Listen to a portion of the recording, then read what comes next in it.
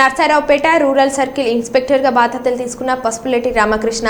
ఈ సందర్భంగా సీఏ రామకృష్ణ మాట్లాడుతూ నర్సారావుపేట పరిధిలో వివాస్పద గ్రామాలను గుర్తించి ముందస్తు జాగ్రత్తలు తీసుకుంటామన్నారు.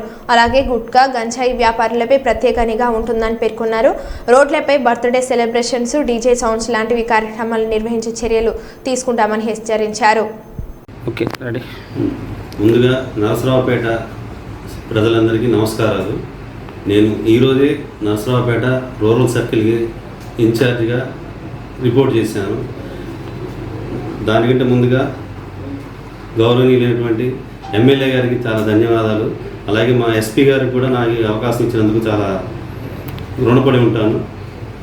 అలాగే ఇంకా ఈ నర్సరావుపేట రూరల్లో వచ్చేవాడికి చాలా గ్రామాల్లో కూడా హింసాత్మకంగా సంఘటనలు జరిగినాయి గతంలో. ఇప్పుడు కూడా అప్పుడు చెదురుముదురు జరుగుతూనే ఉన్నాయి. అటువంటి గ్రామాలన్నిటి మీద కూడా మేము నిఘా పెడతాము. నిఘా పెట్టి వాళ్ళని తగు చర్యలు తీసుకుంటాం. కఠిన చర్యలు అయితే తీసుకోవడానికి వెనకాడబోము.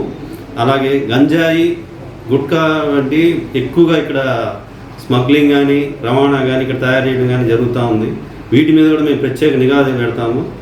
వాళ్ళ మీద కూడా కఠిన చర్యలు తీసుకుంటాము. అలాగే రోడ్ల మీద అన్నెసరీగా బర్త్డే పార్టీలని యూత్ అంతా ఈ బర్త్డే పార్టీల కోసమని రోడ్లు ఆక్యుపై చేసి దాని మీద డీజేలు పెట్టడం, కేక్ కటింగ్ చేయడం, ఇటువంటి ఏవి కూడా ఇక నుంచి జరగనివ్వము. రాత్రులందు కూడా మా పోలీసు నిరంతర నిఘా ఉంటుంది.